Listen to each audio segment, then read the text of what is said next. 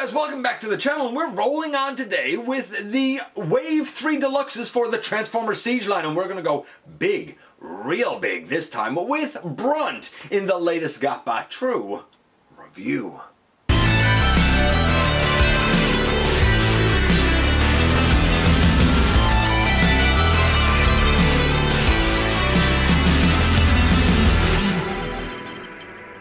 Hey guys, welcome back to the channel. I'm your host, Dennis Moulton, aka GotBot. As always, please like, comment, share, of course, subscribe, and while you're at it, that's right, hit the notification bell. It'll let you know when content of all sorts goes up on the channel, from countdowns to stop motions to reviews like this one. Check out Machinery of Man, The Everything Factor, Transformers, Collectors NL, and the Autobot family. And of course, check me out everywhere across social media. And this is the new weaponizer, Decpeticon Siege, Brunt. And in G1, Brunt was just a tank drone. Now he's been given a robot form. And I guess an identity? I'm cool with it. Apparently he's based on a Centurion drone, I think. Whatever. I'm going to say he is just a Decepticon robot who's real loyal to Trypticon. And the playability on this guy is almost endless. I mean, he's a great robot. He's a pretty fun tank, although to be fair, to get from robot to tank, you absolutely have to parts form. Like, this guy cannot be converted without parts forming. So if you're not into that, you might not be into Brunt. But even with that being the case, everything fits well here, everything works well here, it's nice. The joints work smoothly. Mine are fairly tight, although I could understand if some people experienced tolerance issues. I luckily have not. What can I say? We're going to see how he is on his own, how he interacts with other Siege figures, and most importantly, we're gonna check him out, if you will. Oh! And how he interacts with this big boy here, Trypticon. In fact, without any further ado, maybe we should head over to the table and take a closer look at Brunt and Trypticon. Arrgh! And naturally, of course, we're going to move on with our coverage of the Wave 3 Siege Deluxe figures by taking a look at Brunt. And Brunt is, I guess, sort of a new character, but not really. In G1, of course, we all know that Brunt is a little tank drone of the mighty Trypticon. And this time around, he is... It's kind of like we had with Road Trap, where you had like two smaller Decepticons that were separate robots, and they became like a combined mode robot. Well, here we have a drone that originally was just a drone, but now he's like a fully fleshed out character. Gone are the days of him being just a mindless drone part of Trypticon. In fact, this newest iteration is, I believe, based on the Centurion Droid from the comics. I don't know what storyline, but that's what I heard. I heard that it's the Centurion Droid, whatever. I'm gonna say he's a character now. He's a character now. And of course, I intend to put him with Trypticon, even though he is one of these weaponizers with that combat system, so he, can very much parts form, and we'll look at how he interacts with other Siege figures as we go. But of course, we're going to begin and take a quick look at our packaging to start us off. And this is the packaging, and it's fine packaging. I hear that we're getting rid of the plastic, probably things like the plastic windows. I don't know what we will have them for seeing our figures, if we'll be able to see our figures and pick out, good paint apps or imperfections or missing tires or whatever the case may be, or if that's going to be a thing of the past. I'm not a big fan of that becoming a thing of the past because the QC often leaves a lot to be desired. Nevertheless, in terms of this packaging, it's alright. We have beautiful artwork over here on this side of Brunt. The usual stuff on this side, and on the back we have our product images like we always see, and we see his interactivity with refractor or reflector, if you will. And these are Siege instructions, which are pretty good. I mean, they're not perfect, but they're also not awful. On this side it shows how you go from like robot to tank mode, of course.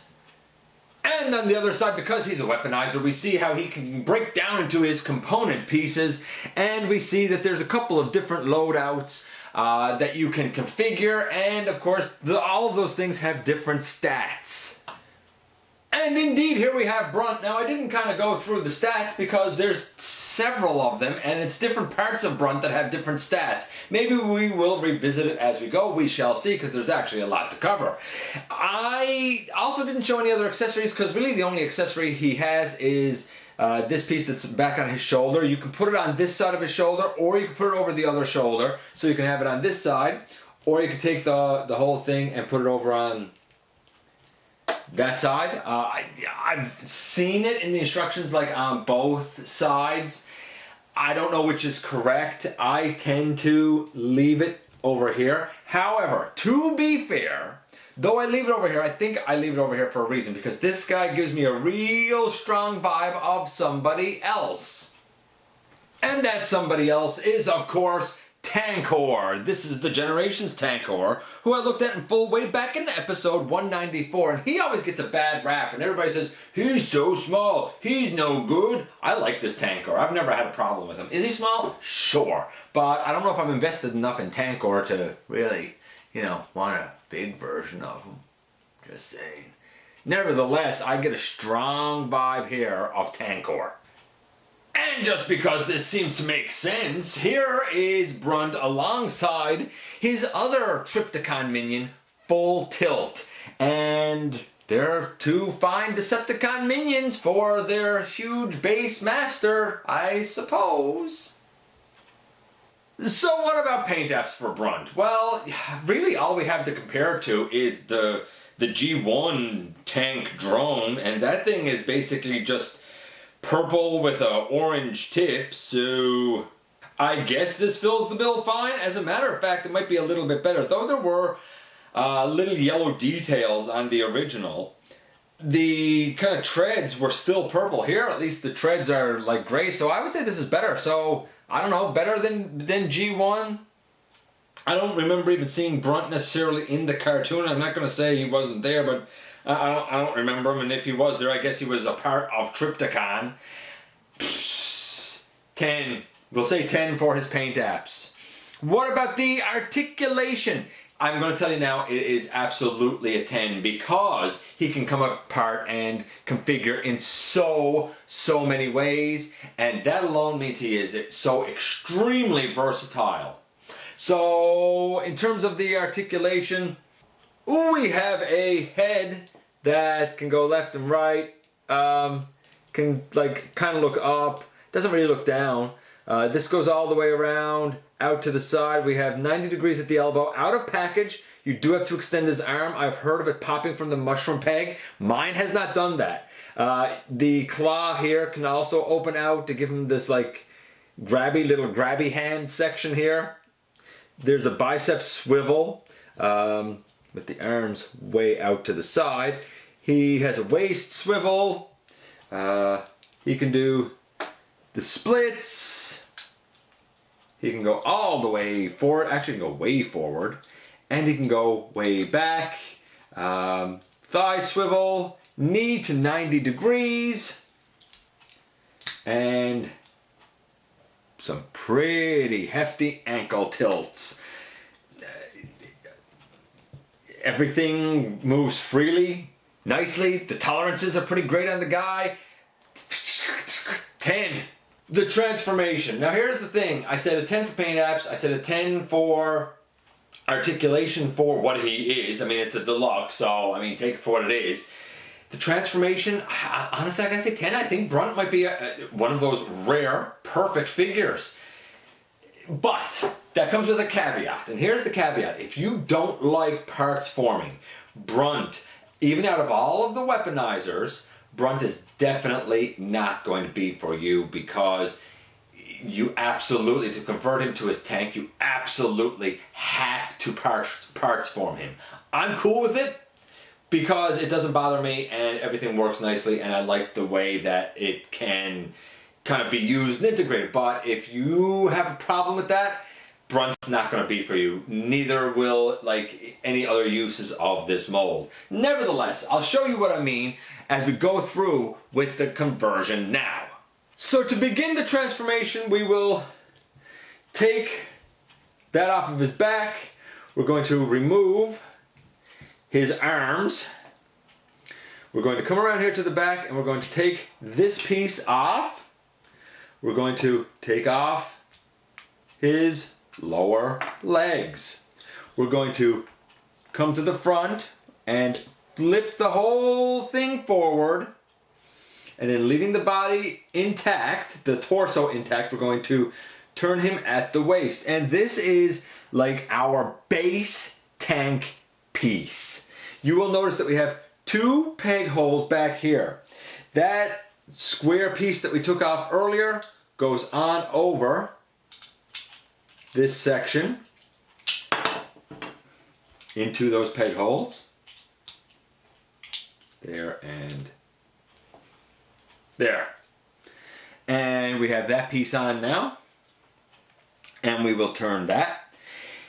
Then we're going to deal with his lower legs next. And now we come to the legs.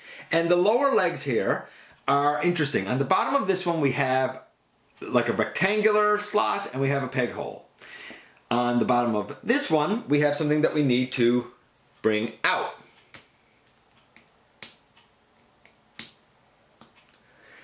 And we're going to take the 2 of these and we're going to put them together. How? We're going to turn this one around so the toes are facing in opposite directions for both. And then we should be able to slot the 2 feet together. Wow, that wanted to really kind of struggle with me then. Now, you can do the next part either way because we have a hole on this end and a hole on this end where you can place the little orange barrel, and that little, I don't know what you call it, that other little section will go pegged on the side either here or a slot on this side. In order to do the tank, you need to know where this peg is because it doesn't really fit very well when this peg is facing down. So I would use this end because we're going to use these little starts right here that my thumb and my finger is on. That's what's going to kind of fit this down into the turret section. So we'll come here and we'll put that there, and we'll put this on this side. Then we bring in the tank piece and we fit this down into position. It's a little bit of a nuisance to fit down there.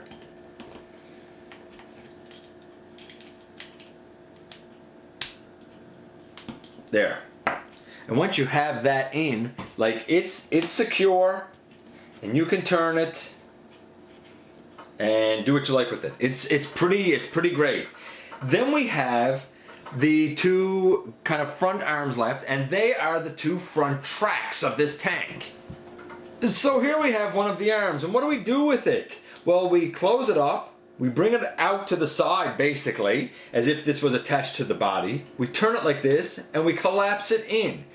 We're going to turn it on the side, and now there's a peg over here. That peg is going to peg in on the tank and create the other front tread. Where exactly does the front tread peg into? This hole right here. It was the shoulder. Now it's being used for the front tread. And in the end, boom, here we have Brunt in his tank mode.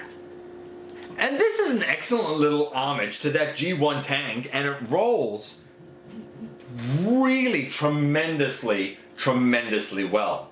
But of course we're not done with the conversion because that's not the only thing that this guy can do. No, he also has 2 what they call loadouts, I believe.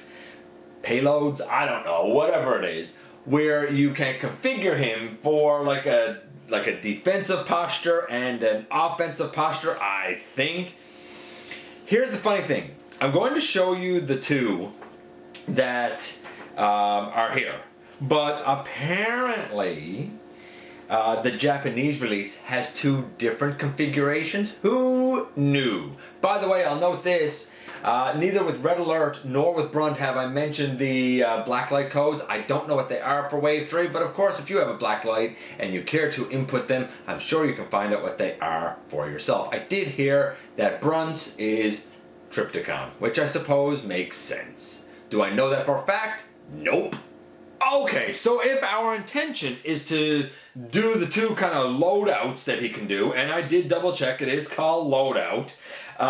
One is the Demolition loadout, the other is the Serpentine loadout. We need to, of course, take this guy apart and put him in his component pieces, I suppose. So we begin by taking the nose piece and the other little gray piece off. We just put them back together so that they look, just like this again. And we next remove the whole big turret section. Then we remove the two arm sections. And then well, I guess we can actually take the body apart because we'll have to do that as well. And last but not least, we remove that piece off. Now there's still a couple of things that have to do with a couple of pieces. This one here, for example, we're going to turn it so that, is that the way that it goes? Yeah. Yes? Yes. Okay, so we turn what was the body piece and we bring it up like that, and I guess it'll be like a handle. And if you didn't have these pieces left out in tank mode, put them out now. And I guess it can be held like this, for example. Then we have to deal with the arms. Okay, so I said we had to deal with the arms next. So to deal with the arms, we extend them out and we turn this piece so that we have the peg hole, or sorry, the peg right here. Then we want to turn this piece like this and collapse it back in. We know we have the correct orientation when we have this peg out here and we have what was the shoulder peg in here, and this piece is facing up toward the top. Do that with both arms. And lastly, we have the main torso, the upper torso, and for that one we just put that into place, and there's kind of down on his tummy, there's a peg, you take that out, and I guess we have a blaster here. As a matter of fact, this blaster here would be the Vortex Cannon. It's very strong, it's not that accurate, it has a decent fire blast, but it's the Vortex Cannon's strength is its strength. Almost as strong as this, the Oblivio Launcher. Very strong, a good range, a bit more than the Vortex Cannon, and its accuracy is a bit better than the Vortex Cannon, probably because the blast it fires is so huge that it will obliterate everything. Yes, I know I just done this, it's the Vortex Cannon, but I didn't do the little barrel piece out right here. That's actually a different thing. That's the Agonizer Blaster, and it's quite strong. It has an alright range. It has a weak range, and it has an alright accuracy. So I guess it helps the accuracy of the Vortex Cannon, I suppose. I guess. And the orange piece on front is the Microelectric Amplifier. It really helps accuracy. So you put this together and you have something with strong accuracy, very strong strength of blast, and a range that's alright, a little better than middle of the road for a range. Sorry, I didn't realize at first that this was actually 3 pieces. I told you that there were a lot of stats here. By the way, in the Demolition loadout, these have no stats, they're just boots. Equally in the Demolition loadout, I don't see any stats for this piece. But this piece is the strong turret armor. I guess it works like a shield. And here, of course, is Siege Refractor, or Reflector if you will, all brunted up. with the Demolition loadout. The arm pieces of Brunt become his boots. We know about this vortex cannon and its other pieces. It becomes his blaster. We know about the shield over on his forearm. It's that turret piece. I mentioned how the pelvis and thighs didn't have, that piece didn't have any sort of statistics for this loadout, but they do have a reason to be used. They serve as a backpack, and it's what the Oblivio cannon I guess pegs onto so that it can go out over his shoulder. What can I say? It's cool that Brunt can do this. Brunt is supposed to be parts. Yes, he's supposed to be parts for Trypticon, but who's to say that those Trypticon parts can't also be used by other Decepticons? I think that I like these weaponizer guys. I think the gimmick is really, really, really cool. Now that being said, it's not the only loadout that we have for Brunt. Though, to be fair, this one does look like it would cause an awful lot of devastation. So with just a wealth of parts here, what do we do for the Serpentine loadout? Well, that's an interesting question. We're going to begin by taking all of these parts off and taking those pieces apart. And we're going to start by opening out and separating these two pieces. Next up, we're going to separate these two pieces, and we're actually going to go back and take the hip section and put it back in here. And then we're going to be able to take this whole thing and put it up like this, and using this peg here, attach it to a character, such as the back end of Reflector, making him quite heavy. And we'll get back to him in just a moment. And now we're in the peculiar position of having a leg and an arm, and these are going to go together for this Serpentine thing. And you'll notice that we have a peg hole down here. We're going to use that to attach it to that contraption on the back of Refractor. And we have another peg up here. This was really the knee before, and we're going to use the peg of the shoulder, and we're really going to just turn it out like that.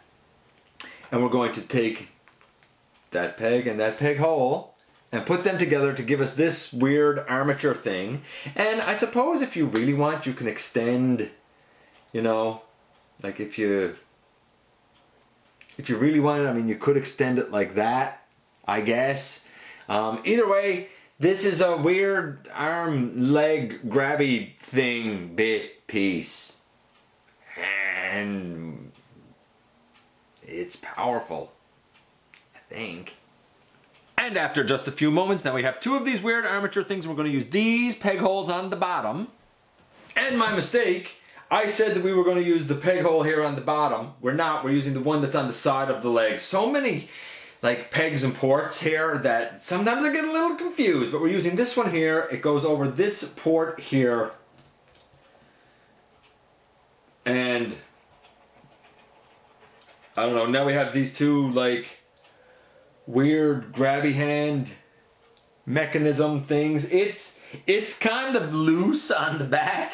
I'm not going to pretend it's not. Again, we take the shield and it goes over here on the arm, or it should go over here on the arm. And then this whole piece can go in the hand.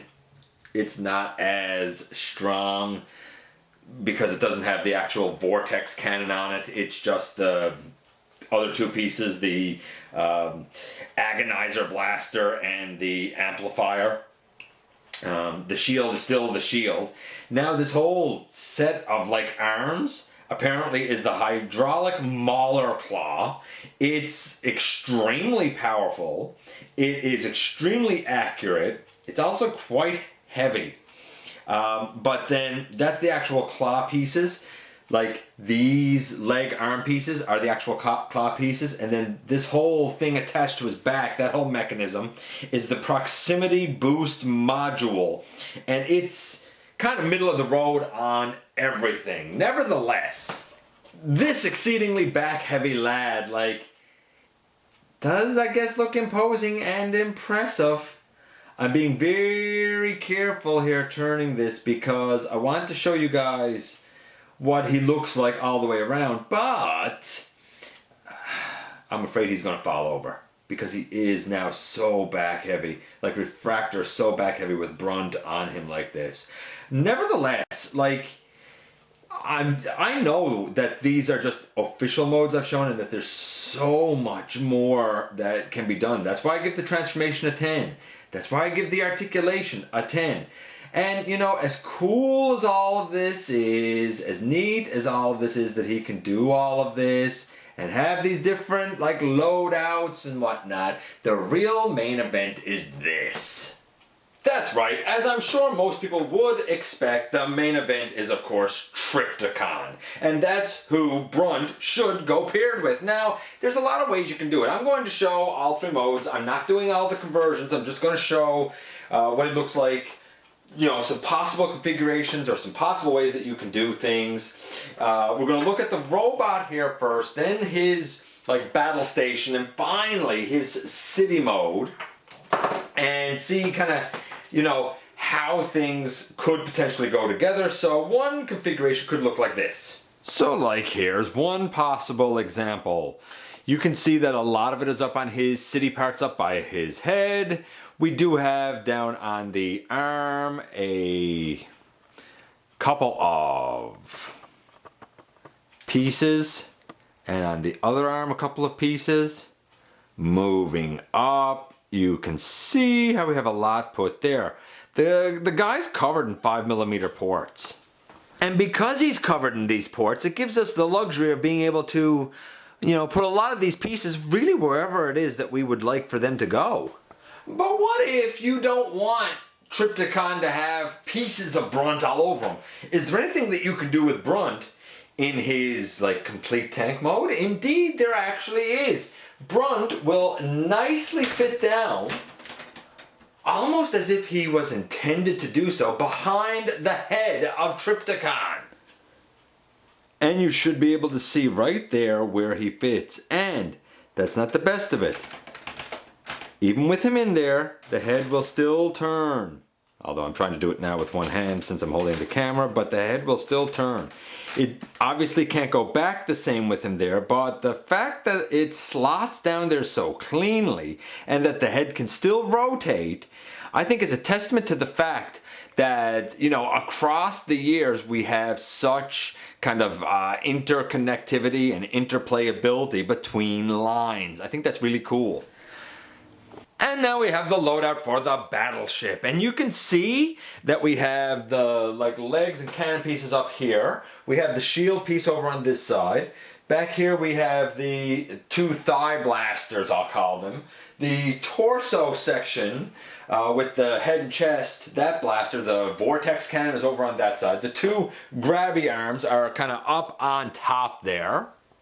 And here's another angle to see how things are integrated on this guy in this mode. Finally, city mode. And finally, city mode for Trypticon. And you can see that we have the claw arm here and way over on the other side. We have one of the torso turret blasters right there on that platform. We have the other torso blaster, the lower body, with the thighs and the pelvis over there. We do have the lower legs and the orangey piece and whatnot attached loosely to full tilt to make that kind of center tower. There's no way, unfortunately, that I can see to put Brunt in that position where full tilt is. you know, in his full tank mode. That's a bit unfortunate because he's the guy who's supposed to be that kind of centerpiece. So, you know, it's too bad, but like I can live with this. And of course we have the shield piece up here and the little gun blaster thing that we always had with Full Tilt put over there. I like to extend the arms of Trypticon just as I don't know, pointy towers, I don't know. But this works for me. I'll just give you a couple of other quick angles just so you can see how everything integrates. There you go. There's one way that you can see how things might go. And of course there's other configurations possible. This is but one option. And you can see from this angle again how things might go together. And so as Brunt stands proudly aboard Trypticon, what can we say about him? Honestly, he's pretty much perfect, man. You know, you have to be okay with the parts forming, but if you are, he's a great one of these weaponizer things, and he becomes so many cool component parts. He has so many configurations. He can interact in almost an endless variety of ways. His articulation isn't hindered at all in any form. I've heard about the issue with the arms popping out. I have not experienced it with mine. The tolerances on mine all feel good. Is he guilty or innocent? Well, I'll say this. The amount of plastic used in recent deluxe class figures, say in the Power of the Primes line or Titan's Return, is about 84 to 86 grams. This guy actually weighs in at a hefty 91 grams. So is he guilty or innocent? Well, of course I will defer to our judges. I defer to you, Quintesson judges. I know what I think, but at the end of the day, is Brunt from the Siege line guilty or innocent of the recent price increase for that size class? Innocent. Well, there you have it. We have perfect paint apps. We have really flawless articulation. Now, to be fair, while I gave it a 10, if you experience any tolerance issues, and there's a lot of pieces that peg in here, so I'm sure that people will encounter tolerance issues, naturally that would lower the score. But for my experience with the mold so far, it's a 10. And the transformation, I don't mind the parts forming. I love the versatility of everything this guy can do. That's a 10. He's perfect across the board. And even the Quintesson said that he's innocent. And for once, I have to say that I'm in absolute agreement with the Quintessons. And so by now, you know that this guy is pretty much perfect toy. He's pretty much everything that's right about Transformers. It's funny, you know. There's not many that I give perfect 10s to, and it takes an awful lot to impress me. An awful lot. I don't give out good marks that easily. Anybody who has been around the channel for any length of time knows that I tend to probably be hypercritical. Now, while my experience with this mold is perfect 10s across the board, I don't think that there's much you can argue about the color, unless you have really bad paint splotches. You could argue about the articulation. One could say, hey, it'd be nice if he had some sort of a swivel for his wrist. Or they might say, when I move my arm, my shoulder pops right out. Or, I don't know, maybe their lower leg just happens to fall off. I mean, because this guy is parts put together, there is the possibility of a lot of tolerance issues. I don't have any, luckily. So everything that I could really want from a deluxe class figure is really encapsulated with this guy. In terms of the transformation, I don't have any sort of problem with the parts forming in this case. Normally I don't really like it, but in this case I'm fine with it because it's the nature of the beast, so to speak. And you know what? It gives us a great tank. It gives us like cool other modes to go hooked onto things, and best of all, he can interact with Trypticon. I love it. I love it. I'm so happy to have Brunt. Anyway, let me know what you think about this little weaponizer guy. You know that I love to hear from you guys. Again, thanks for dropping by and giving me some of your extremely valuable time. If you're in a position to help the channel to grow, there's a donation link down in the description. If you haven't done so already, please hit that subscribe button, stick around, have some fun with us, and I very much look forward to the next time that you and I get together to have another visit, either in the live streams or right here inside the videos.